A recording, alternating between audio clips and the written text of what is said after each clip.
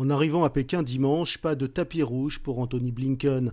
Un accueil plutôt froid par des seconds couteaux du ministère des Affaires étrangères qui l'ont accueilli à l'aéroport de Pékin.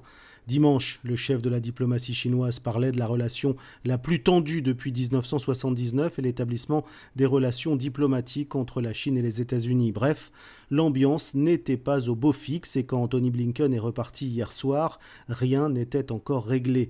Écoutez Anthony Blinken lors de sa conférence de presse quelques heures avant son départ. Lors de chaque réunion, j'ai insisté sur le fait que des contacts directs et une communication soutenue au plus haut niveau constituaient le meilleur moyen de gérer les différences de manière responsable et de veiller à ce que la concurrence ne dégénère pas en conflit.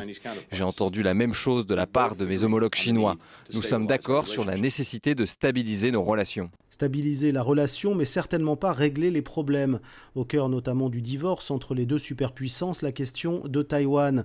Pékin demande à Washington de mettre un terme à ses ventes d'armes et son soutien à ceux que la Chine appelle les indépendantistes.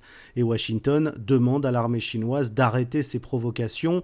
Anthony Blinken a cependant assuré Pékin que les États-Unis ne soutenaient pas une indépendance formelle de l'île de Taïwan. Mais la difficulté est sans doute ailleurs. Les relations entre les deux pays sont de plus en plus tendues en raison de la montée en puissance de Pékin qui marche de plus en plus sur les plates-bandes des États-Unis au Moyen-Orient, en Afrique et même en Amérique latine.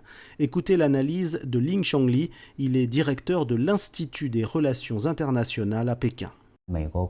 En fait, les partisans de la ligne dure aux États-Unis ne veulent pas d'une amélioration des relations entre la Chine et les États-Unis.